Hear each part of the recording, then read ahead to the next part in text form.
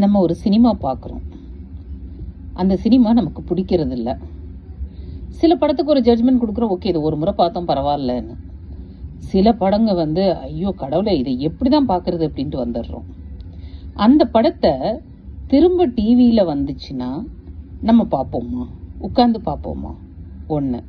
இன்னொன்று, உங்களுக்கு ரொம்ப க்ளோஸ் ஃப்ரெண்டு, இந்த படம் நான் பார்த்தே ஆகணும், வா போகலாம் வாடா அப்படின்னு கூப்பிடுறாங்க. நீங்கள் போயிடுவீங்களா? மாட்டோம் தானே. அதுவா சரியான மொக்க, அதை எப்படி பார்க்கறதுன்னு கேட்போம்.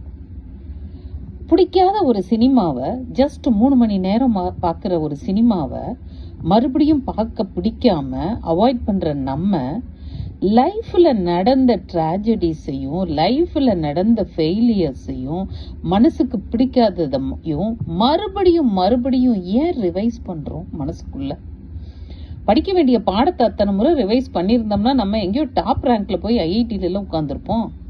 அப்போ பண்ணாததை பிடிக்காத நிகழ்வுகளை மாத்திரம் மனசுக்குள்ள அசை மேல அசை போட்டு ஆள் மனசுல கொண்டு போய் பதிய வச்சு அந்த சங்கடங்களை நமக்கு நம்மளே மறுபடியும் வளர்த்திக்கிறோமே, வர வச்சுக்கிறோமே. ஏன்? உங்களை நீங்க இந்த கேள்வியை கேட்டு பாருங்களேன். நீங்க பண்றதை உணர்ந்து பாருங்களேன். உங்களுக்கு தெரியும் எங்க நமக்கு சங்கடங்கள் ஆரம்பிக்குதுன்னு.